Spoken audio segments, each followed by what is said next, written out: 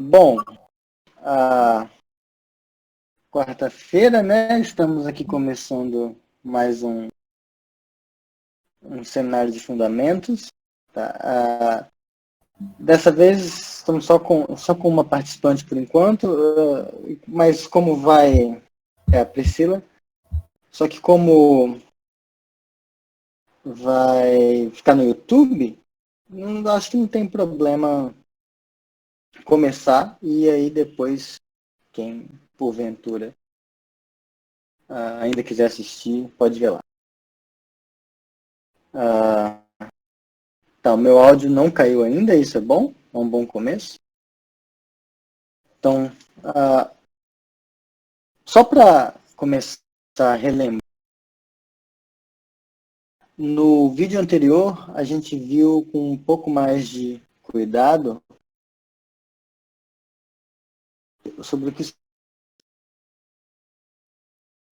a gente viu que um número ordinal, apesar da palavra número, que em geral a gente associa a uma coisa atômica, um número ordinal é um conjunto, tá? Então é um conjunto alfa, tá? Tal que quando a gente considera a relação de pertença nele como relação binária, tá? Quando eu ia olhar isso aqui, alfa, tá? Assim, ao cartesiano, tais que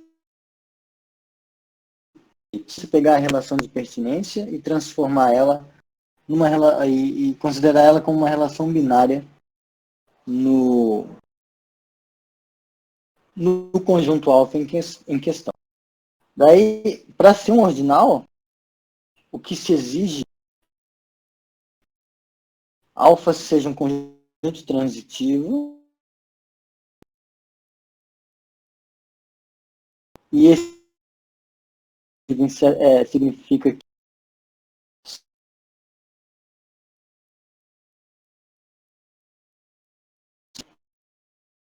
sentido em alfa, tá?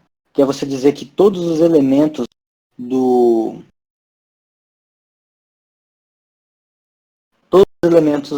conjunto alfa são em particular subconjuntos dele também. E a outra coisa é a relação de pertença é estrita, é uma boa ordem estrita sobre a. Isso aqui significa que ela vai se comportar essencialmente como sendo menor, tá? Aquilo que a gente associa ao que o menor tem que satisfazer com números, o pertence vai satisfazer, então ele vai ser irreflexivo, tá? Assimétrico e transitivo, e vai satisfazer o princípio da boa ordem, que é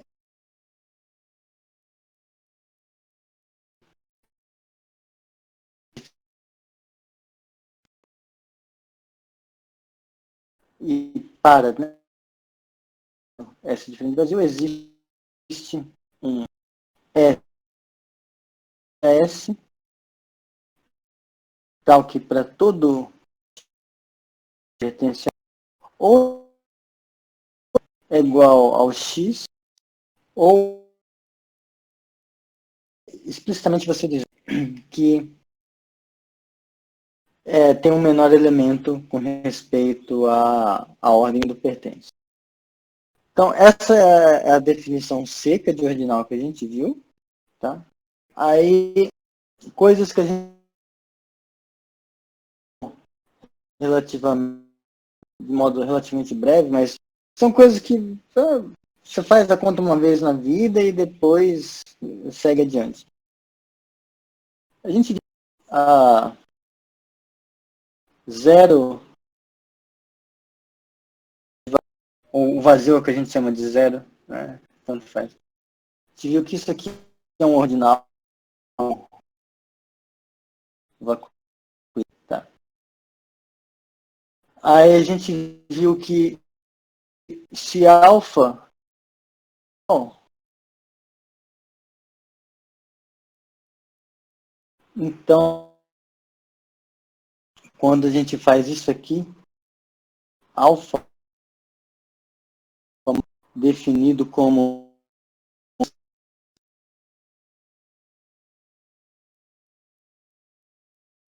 definido como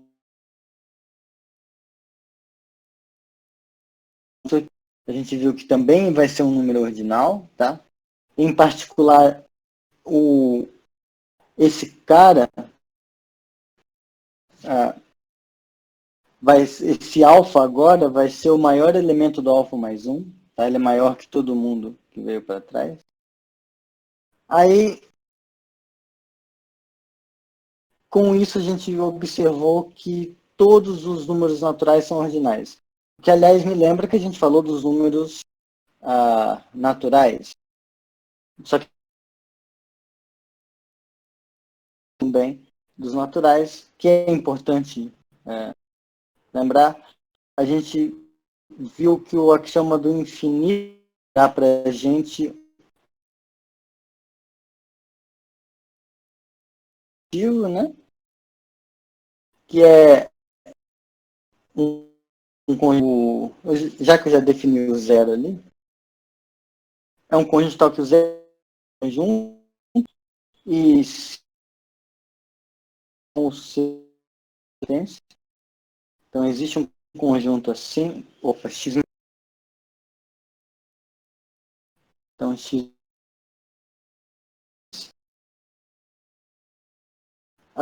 x mais um nesse sentido aqui, né? Aí a gente definiu os naturais, em certo sentido,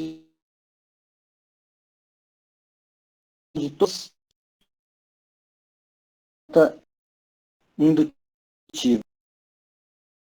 Claro que isso é só um entre aspas, tá? Mas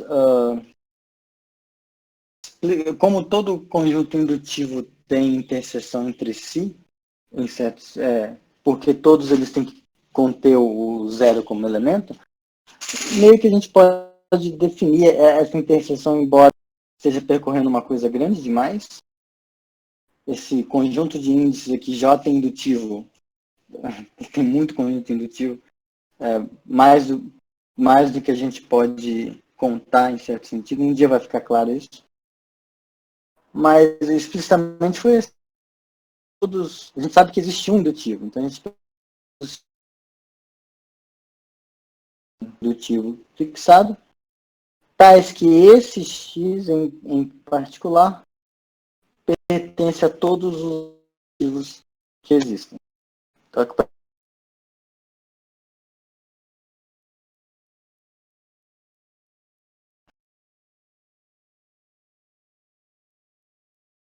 Então, essa foi a nossa definição dos naturais. Aí a gente viu que vale princípio da indução nesse negócio.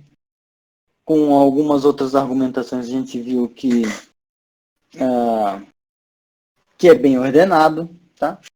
Por ele ser um conjunto bem ordenado e transitivo, bem ordenado com a relação do pertence. Tá? Então, o conjunto dos naturais, isso aqui, esse ômega, é ele próprio um número ordinal, tá? E aí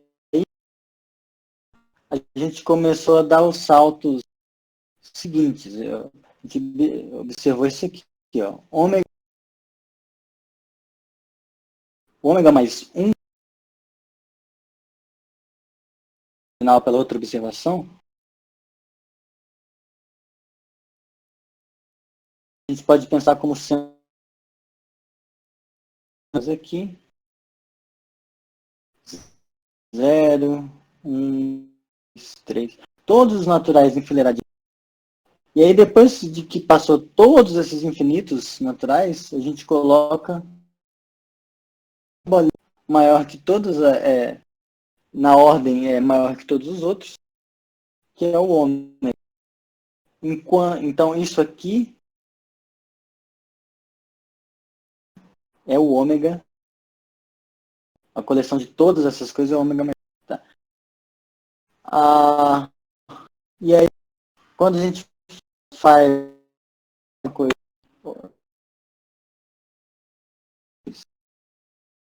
a gente não coloca esse último elemento. E no final, a gente definiu o que era o ordinal sucessor, limite, e quando que um ordinal era chamado de cardinal. Tá, aí eu vou só usar esse caso aqui de novo para ilustrar. Aqui, ó, vejam que, do ponto de vista de ordem, tá, essas coisas não são isomorfas. Tá? Essa palavra ainda é meio proibida, mas eles não são isomorfos no sentido de ordem. A ordem deles não é idêntica, tá? Em certo sentido. Você eles têm distinções fundamentais. A principal é que o ômega aqui embaixo ele não tem o último elemento. Dado o número natural, o sucessor dele ainda é um número natural, então ainda está aqui dentro. Então, sempre que você pega alguém aqui, você consegue. Tá? Já nesse aqui de cima, você consegue fazer isso com quase todos, menos com esse. Quando você pega o sucessor desse, que é o ômega mais 1, ele está. Ele não tá mais. O sucessor dele mora em ômega mais 2. Do ponto de vista de ordem. Do ponto de vista de cardinalidade, que é a existência de bijeção, eles são equivalentes. Porque você que pega ele, manda aqui, aí aqui, aqui, aqui, aqui, e assim sucessivamente, isso vai dar uma bijeção. Tá? Então, para que esse exemplo, eu pego aqui, Ctrl C,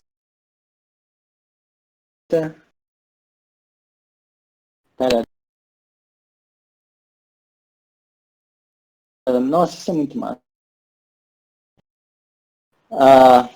A gente tinha definido esses 3 tipos de ordinal aqui. Meu Deus, que bruxaria! Pois é.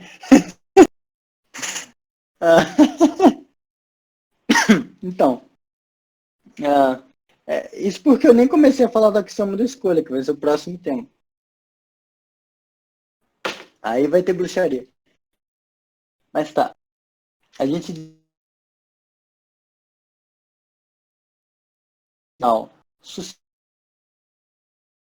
sucessor, o que era um ordinal limite, não ser. Então, o ordinal sucessor é aquele ordinal alfa que você consegue expressar como sendo para algum ordinal beta. Então, 2, 1 é sucessor do 0, 2 é sucessor do 1, 3 é sucessor do 2. O ômega mais 1, que é sucessor do ômega, e assim, de modo geral, esses caras são sucessores. Um ordinal limite é um ordinal que não é sucessor. Então,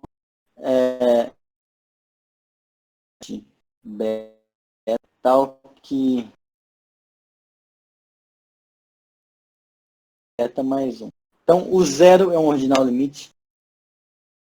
É o primeiro, inclusive ele é o primeiro ordinal limite. O ômega, porque se você pega alguém menor que ômega, lembre como em ordinal menor, você dizer que um ordinal é menor que ômega, significa você dizer que esse ordinal é um número natural. Você pega um número natural, o sucessor...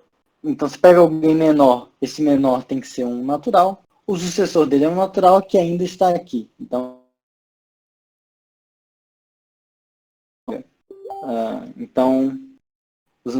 o ômega é o conjunto dos naturais, enquanto o ordinal ele é um exemplo de ordinal limítrofe.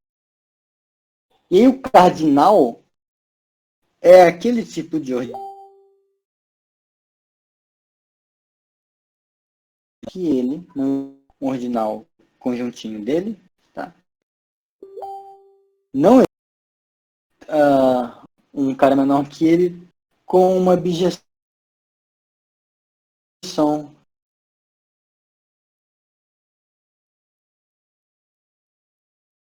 com uma bijeção, tá? Então, nesse caso, 0 é cardinal, por vacuidade. 1, 2, 3 e qualquer número natural vai ser um cardinal.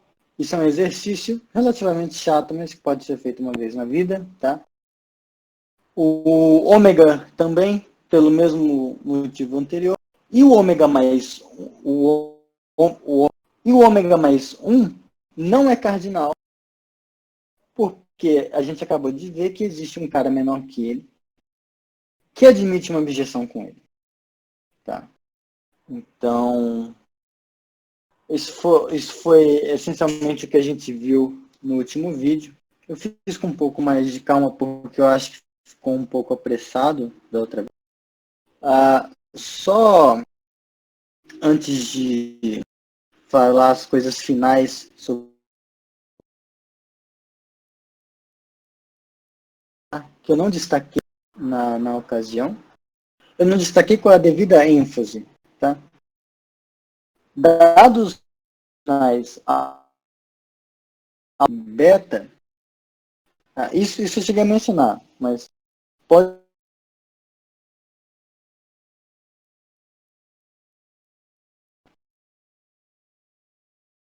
não é difícil, só é chato. Então eu prefiro não fazer. Tem no Iaquinho, nas referências clássicas. Não, isso, em particular não tem no livro que eu estou escrevendo, na parte inicial, porque essa parte inicial de conjuntos no livro ela é expositiva. Tá? A ideia do livro não é ensinar conjuntos, mas dá-se uma ideia. Mas não é tudo feito aos detalhes. Por isso esses vídeos, esses seminários são um tanto quanto sei lá, fazer a galera de cobaia. Mas tá. Então pode provar que alfa, apenas uma das coisas acontece. Ou diferente de beta. Então está excluindo esse caso. Diferença beta. Ou então esse aqui de beta, fiz errado.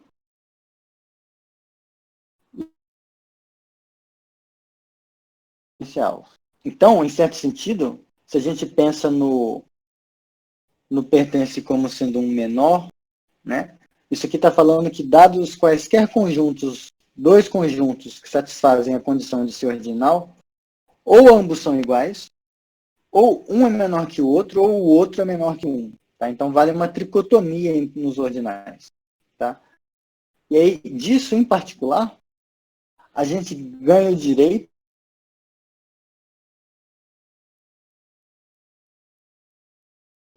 todos que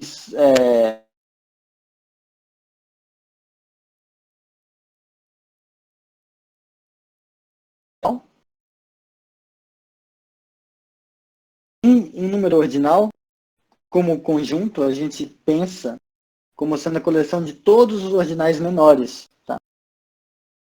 Então, por isso que o ômega a gente é o conjunto dos naturais, o ômega mais um são todos até o ômega, que é o imediatamente anterior. O ômega mais 2 vai ter o ômega mais um como elemento, o ômega mais 3 vai ter o ômega mais 2 como elemento, e assim vai.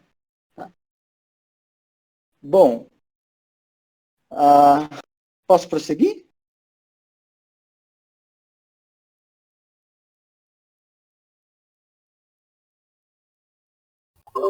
Pode. Ok. Tá. Então, vamos lá. Como que a gente vai usar, então, a definição de número cardinal? Isso não está completamente claro ainda. Como que a gente vai usar a ideia de número cardinal, que é só um tipo de ordinal, que a princípio não tem ligação com droga nenhuma, para definir cardinalidade, que essa era a ideia. Tá? A gente queria dar um jeito de selecionar representantes canônicos de cardinalidade, só que sem roubar, fazer isso de modo legítimo.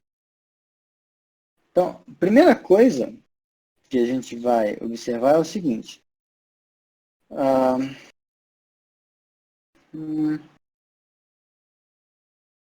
Se supõe que é um, opa, eu esqueci como isso, eu não sei mais.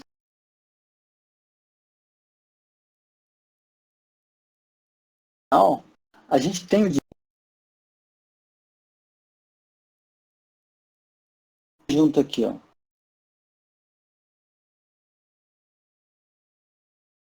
A gente vai considerar A formado por todos dele, então as menores, tais que existe uma bijeção.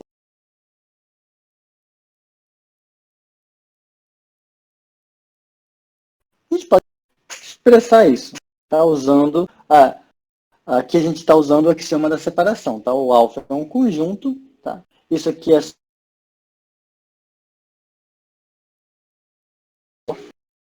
e aí a gente está escolhendo todos aqueles que satisfazem a condição de que existe uma função bijeção de beta para alfa. Tudo isso aqui é definível em linguagem de conjuntos e tudo, então a gente pode pegar essa fórmula, digamos assim, e aplicar no axioma da separação.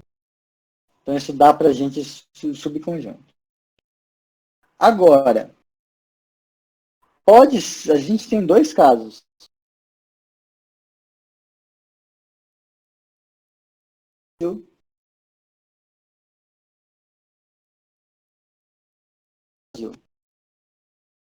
Se o A for vazio, então, pela definição, significa que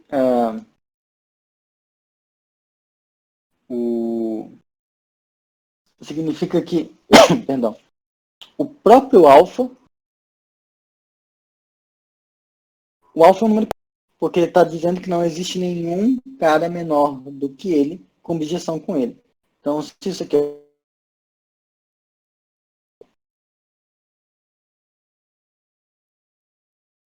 agora, se isso acontece, então isso esse A é um subconjunto diferente de vazio de uma desgraça que é bem ordenada. Então existe um menor elemento. Então por altamente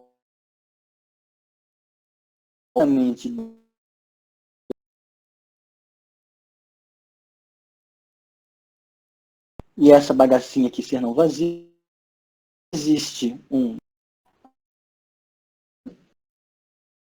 que é escrever.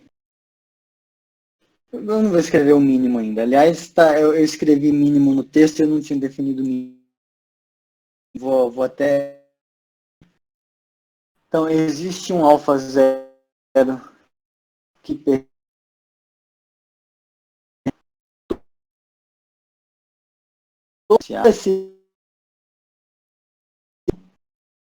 ou o alfa.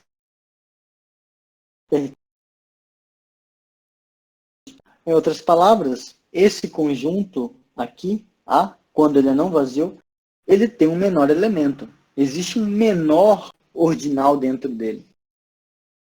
Esse menor ordinal, então, deixa eu lembrar disso.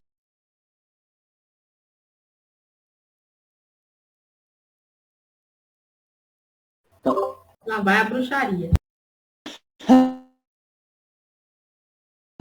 esse ordinal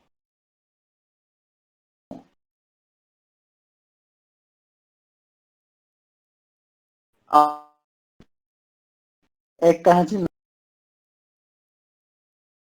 Esse menor elemento tem que necessariamente ser um número cardinal.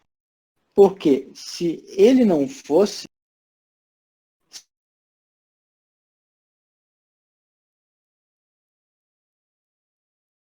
existiria um beta menor com, aliás, com em bijeção, com uma em bijeção com aqui, se a gente está supondo que ele não é cardinal, é porque existe uma testemunha disso. Existe alguém um pouco menor que está em bijeção com ele. Só que, como o alfa zero está em bijeção com alfa, tá? Porque o A como conjunto de todos os betas menores que alfa que estão em bijeção com alfa. E a gente pegou o alfa zero em A. Então, alfa zero está em bijeção com alfa. As duas afirmações nos dão que beta, só que beta pode acontecer, porque já ou aconteceria esse ou esse, tá? Se acontece o outro, nenhum desses dois pode acontecer pela tricotomia. Então isso contraria o modo como a gente tomou alfa zero.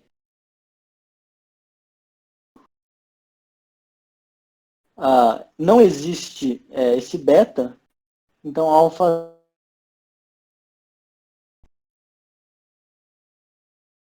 E aí, qual vai ser a nossa definição então de cardinalidade de um ordinal? Vai ser isso aqui, do ordinal alfa é igual a alfa, se aquele vazio, vai ser igual se. Então a gente define cardinalidade de número ordinal. De modo geral, a gente, mais para frente, quando a gente tiver com um pouco mais de maturidade com recursão e coisas assim, a gente vai poder falar de modo mais honesto sobre cardinalidade de números de conjuntos bem ordenados. Porque a gente vai ver lá na frente que um conjunto bem ordenado, o que é um conjunto bem ordenado? É um conjunto munido de uma boa ordem, tá? E aí é uma relação binária, que é uma boa ordem. Se e somente se existe um isomorfismo de ordens dele com algum ordinal. Tá? Então, os ordinais que a gente fez, eles são os representantes canônicos na classe de todos os conjuntos bem ordenados. Mas isso é para o futuro, tá? É só spoiler. Mas então o que a gente fez aqui foi definir o que é cardinalidade de número ordinal. Só que isso a gente ainda precisa se convencer de que, de fato, funciona. No seguinte sentido.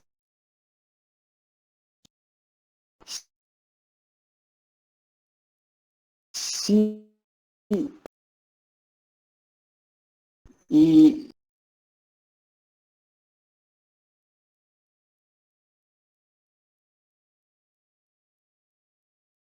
não.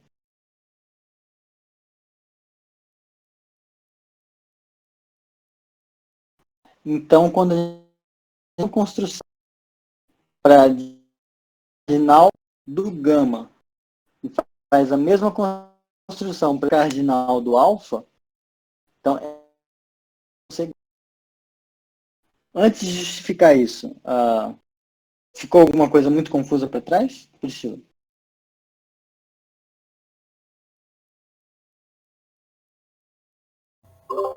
Não, fiquei pensando como é que relaciona isso que você está fazendo com a maneira como a gente intui cardinalidade, né?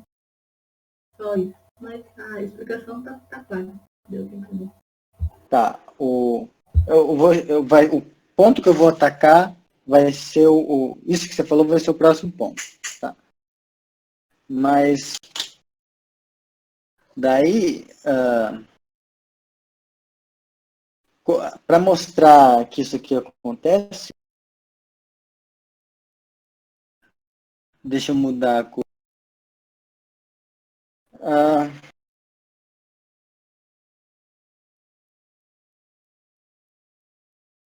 Então, vamos a abjeção que existe entre lambda e alfa. Tá bom? Então,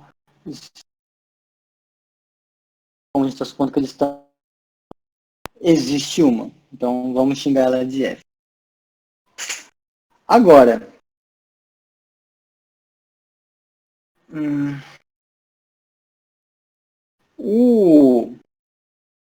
como o lambda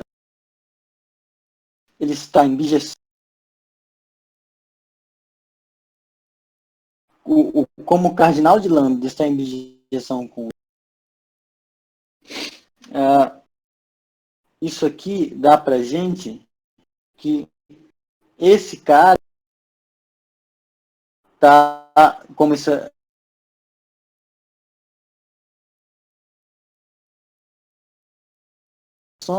o cardinal de lambda está em bijeção com alfa, tá?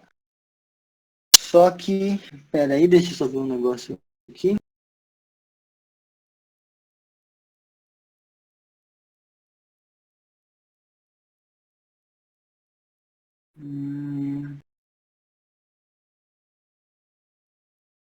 Tá.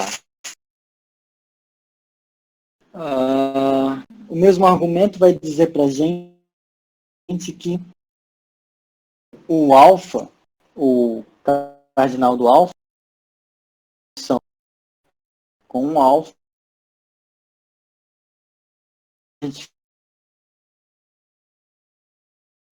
Isso aqui também é uma objeção.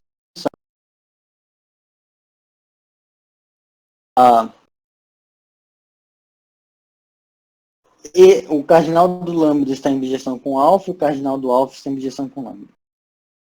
Agora vem a parte talvez um pouco mais técnica, mas que não é muito enrolada, que é o seguinte. Então, esse cardinal já... Então, a gente conseguiu exibir uma objeção com um alfa, certo? Então, se a gente observar as possibilidades que podem acontecer de lambda pertencer a alfa, alfa pertencer a lambda e usar todas as questões de transitividade envolvidas, a gente vai chegar à conclusão de que isso aqui diz para a gente que esse lambda aqui, isso aqui é um original. Esse cara ao conjunto A. Quando a gente avalia, faz caso a caso, aquele cardinal de lambda vai ter que e ele está em bijeção com esse negócio, certo? Quando essa conclusão, a gente vai chegar que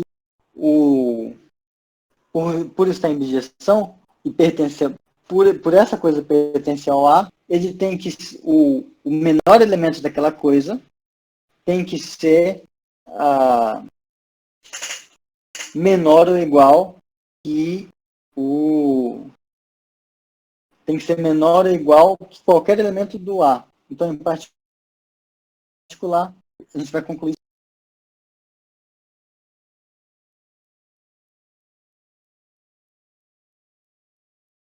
E esse menor ou igual aqui é um para isso.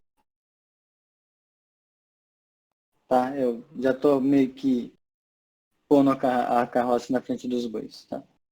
Mas vai ser contido igual também, mas é só uma abreviação para isso. Pertence ou é igual? Quando a gente repete o argumento,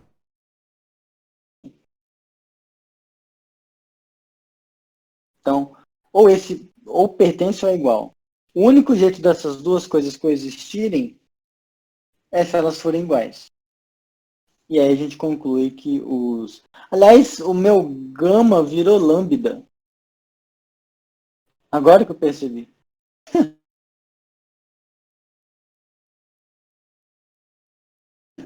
Desculpa.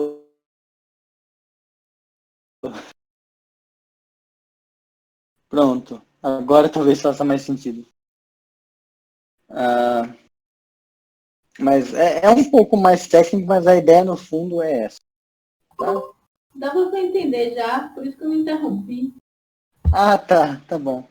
É que eu escrevi gama aqui de cabeça, só que no meu texto está lambda. E aí eu me auto-sabotei. Eu imaginei. Tá, mas, então, essencialmente a ideia é essa. É um argumento típico de quando está mexendo com mínimos e ordens e essas coisas assim. Então, pelo menos para números ordinais, a nossa definição de cardinalidade está satisfazendo aquilo que a gente gostaria, que é o quê? Todo ordinal está associado à sua cardinalidade, e se dois ordinais têm a mesma cardinalidade no sentido de estar em bijeção, então seus cardinais são os mesmos. Tá? Naturalmente, se dois ordinais têm o mesmo número cardinal, pela definição que a gente tomou do que é o número cardinal de um número ordinal, eles vão ter que estar em bijeção entre si. Então, é esse modo de escolher, de definir a cardinalidade de um número ordinal, funciona do modo que a gente queria. O problema é a pergunta que a Priscila fez. Quando a gente tem um conjunto X que não é um número ordinal, como que eu vou associar a desgraça de um número cardinal para ele? Não foi isso, essencialmente? E como que isso tem a ver com a nossa noção de cardinalidade, de contagem, não é isso? Isso. Tá, então. Para responder isso, a gente vai invocar no próximo o axioma da escolha. Porque o axioma da escolha vai permitir para a gente dizer que esse conjunto aqui é bem ordenado. Só que a gente vai fazer isso de um jeito muito particular. O que a gente vai mostrar é que existe, então, spoiler. Não vai ser rápido isso, porque para fazer lá isso a gente vai ter que atacar a recursão transfinita para fazer direito. Então, spoiler é que a gente vai mostrar que com o axioma da escolha, axiom of choice, ele vai dizer para a gente ordinal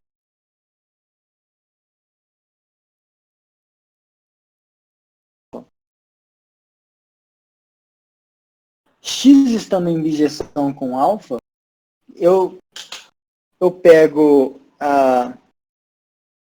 ele vai estar em bijeção com qualquer ordinal que está em bijeção com alfa. Mas eu peguei, existe algum.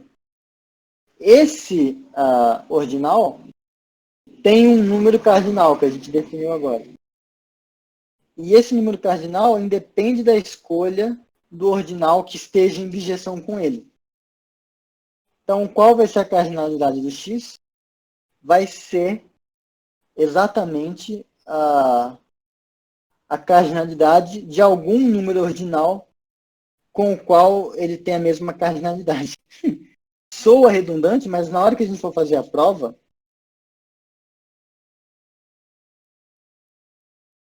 se x é vazio, acabou, alfa é zero. Então a cardinalidade dele é zero. Se x é diferente de x zero. Ah, beleza. Agora vamos olhar. Isso é vazio? É. Ah, beleza. Então a cardinalidade era 1. Não. Ah, então existe um x1, não sei o quê. Então você vai fazendo isso recursivamente. E essa recursão que a gente vai fazer, ela vai percorrer ordinais.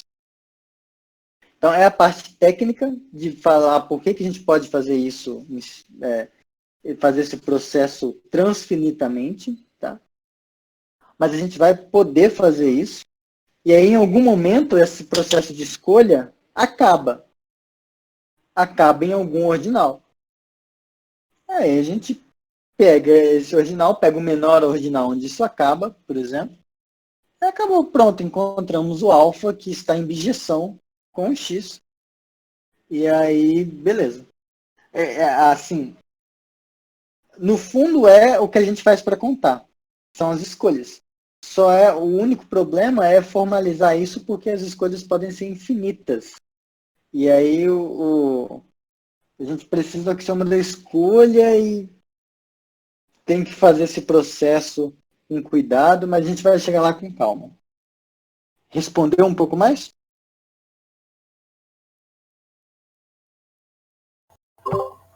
Sim.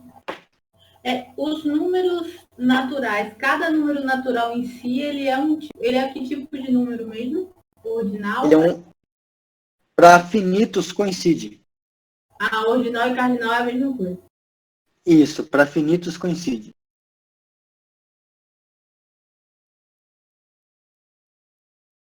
Bom, então, só para fechar, a gente diz que lá depois, quando a gente já tiver o direito de, quando a gente já souber fazer isso, a gente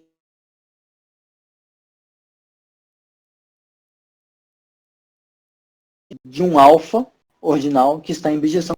Isso vai ser a definição de cardinalidade. E vai estar bem definido porque qualquer outro ordinal em bijeção com x tem o mesmo cardinal.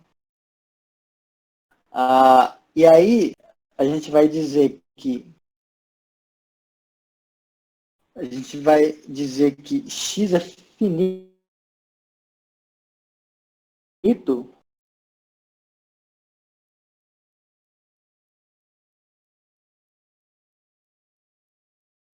aos naturais e infinito caso contrário.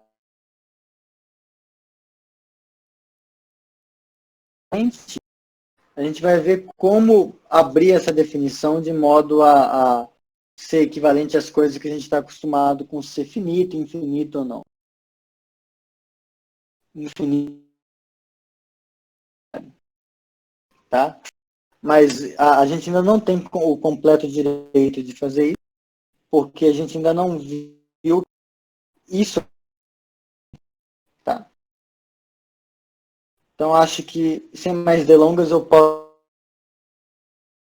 Né?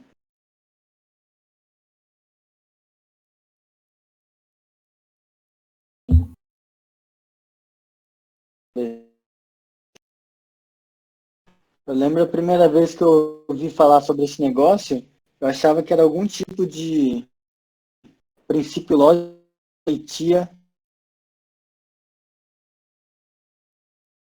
fazer alguma coisa. A escolha é porcaria, mas é bem mais é mais delicado que isso. Bom, deixa eu beber uma água.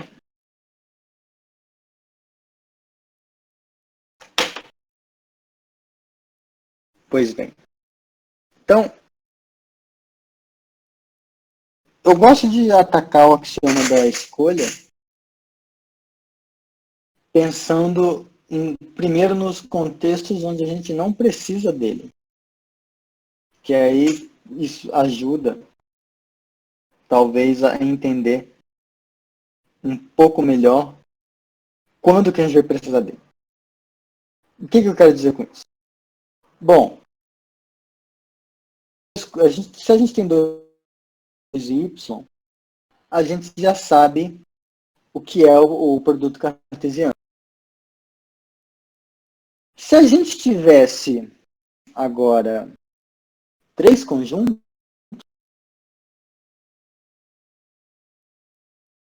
se a gente tivesse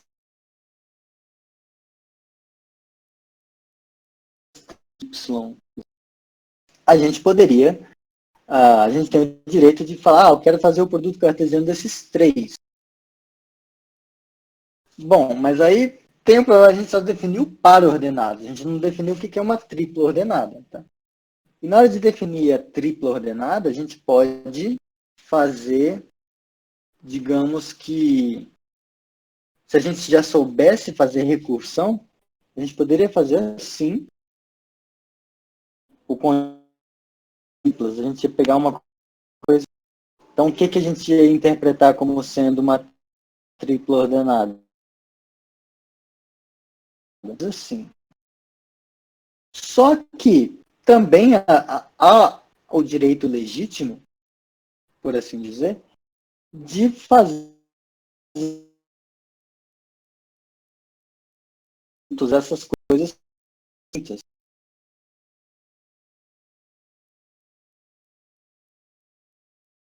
Tá? Um elemento típico daqui tem essa cara, um elemento típico daqui tem essa cara.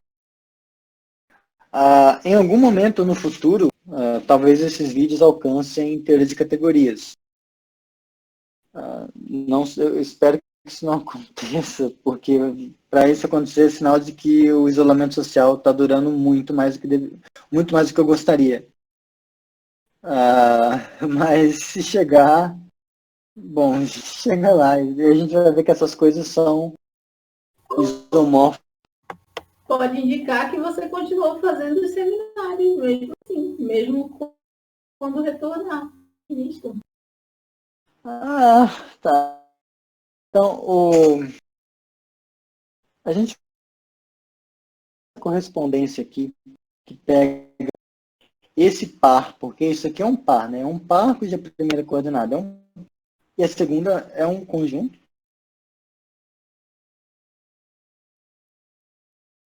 Cuja primeira coordenada é a primeira coordenada dessa primeira coordenada. E a segunda coordenada é o par, cuja primeira coordenada é a segunda coordenada dessa primeira.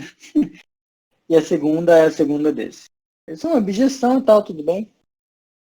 Mas a gente vê que vai ficando uma coisa um pouco complicada se você querer, a gente tentar definir o produto cartesiano de coisas finitas recursivamente, porque ele tem sempre esse problema de escolha. Eu faço sim, assado, mas tanto faz, porque tem uma objeção que, em certo sentido, é natural você pensar dos dois jeitos. Só que a gente não precisa definir isso aqui por recursão, fazendo sempre produto cartesiano de 2. A gente já tem os números naturais no bolso, tá? Então a gente pode fazer a coisa de um modo bem mais elegante.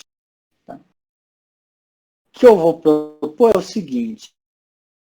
Então, só para mostrar que o que a gente vai construir funciona, dados conjuntos e D, vamos dizer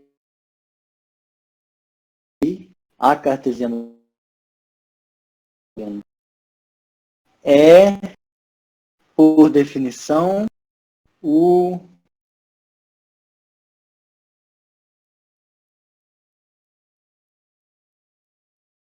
uma coisa. Deixa eu ver. Esse com esse aí fechou. A falta. Pronto. Isso. Vamos supor que a gente resolveu definir assim. Tá? Eu vou propor a seguinte definição. Não é que eu vou propor no sentido de que ninguém nunca propôs, mas vamos pensar. Vamos pegar um elemento daqui. Um X. Deixa eu chamar isso aqui de é o A cartesiano, B cartesiano, C cartesiano.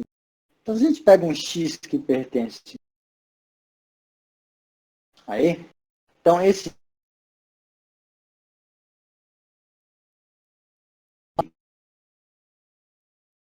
D. Tudo bem, o correto seria colocar um parênteses aqui, depois outro ali, mas, enfim.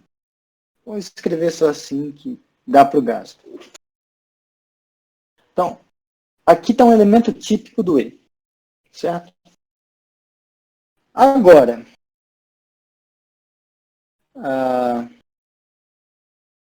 aliás, eu vou, vai ficar mais legal se eu escrever assim.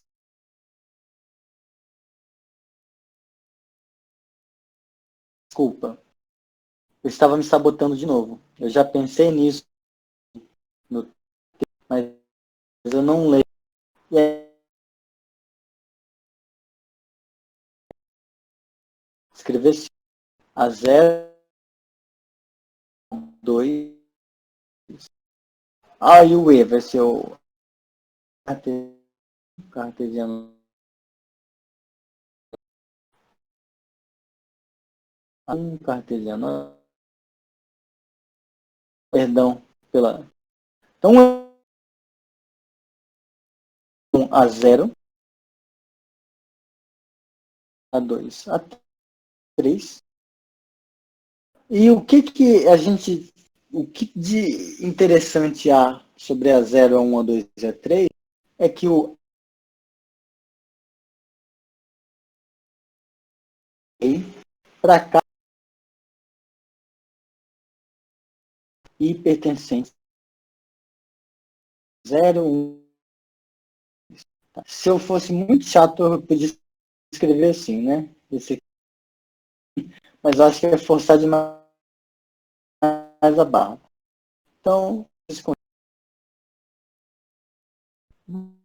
bom, então notem que essa quádrupla, esse elemento daqui, ele induz essa função.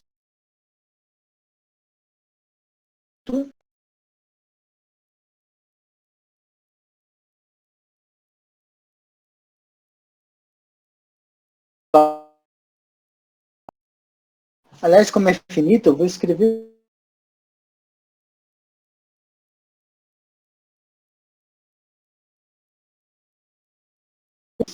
e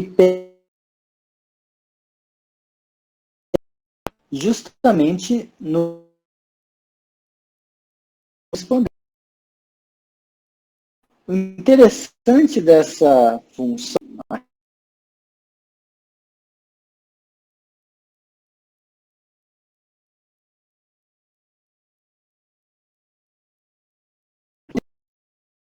agora, suponha, suponha que a gente tem uma função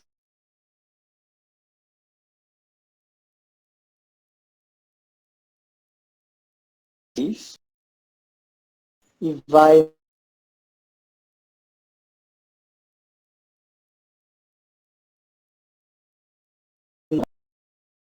que manda num elemento I, tal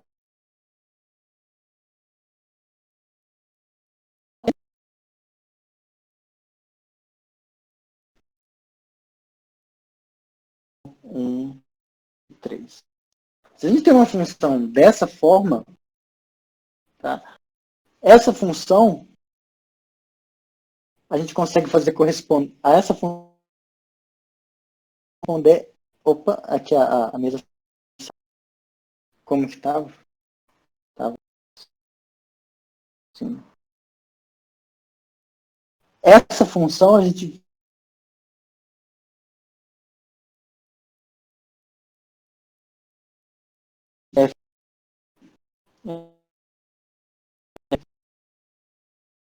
F0 pertence a 0, F1 pertence a 1, F2 pertence a 2, F3 pertence a 3. Portanto, isso, quando a gente pega que manda uma uma quatrupla desse cara numa função dessa forma, a correspondência que pega uma função dessa forma e manda nessa quatro, uma é inversa da outra. Não é muito difícil convencer disso. Então, o que a gente fez aqui é mostrar que existe uma objeção entre esse produto cartesiano de 4 e esse conjunto que eu vou denotar assim. Ó. Então, a gente vai ser produtório. Esse é o começo do produto cartesiano.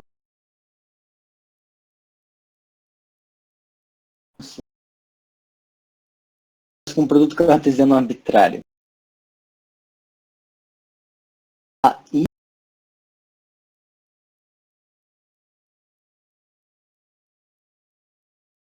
três é o conjunto de todas as ainda tô tá, meu áudio está funcionando ainda.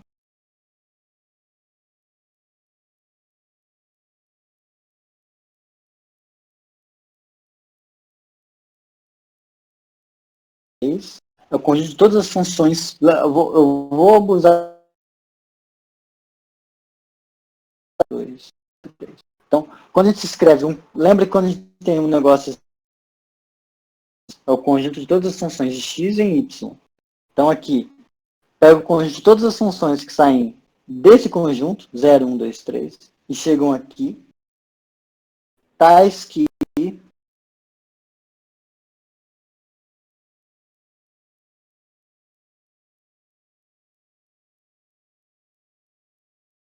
três, a potência correspondente. Então, esse cara que a gente fez,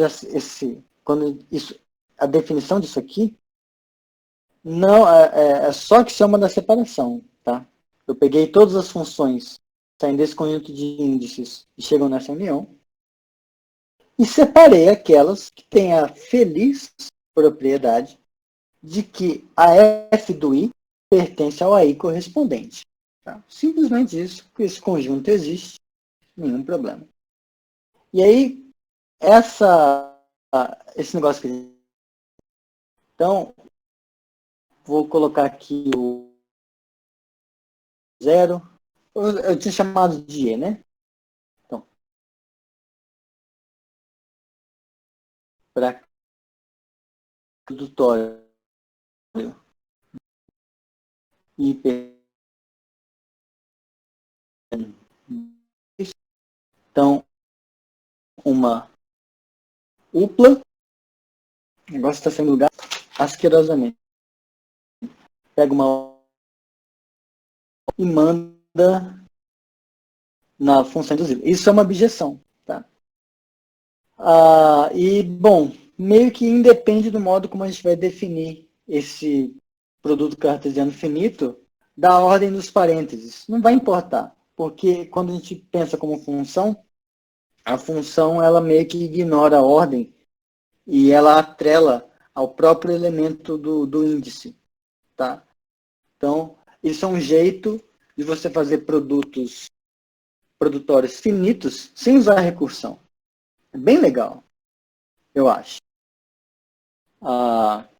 Então, você pensa na sua N-upla como sendo uma função naquele domíniozinho finito de índice. Tá? Até aí, tudo bem? Acho que sim, né? Tranquilo. Sim. Agora, a graça disso é que a gente só usou esse conjunto finito de índices porque a gente estava tentando dar um jeito de ajustar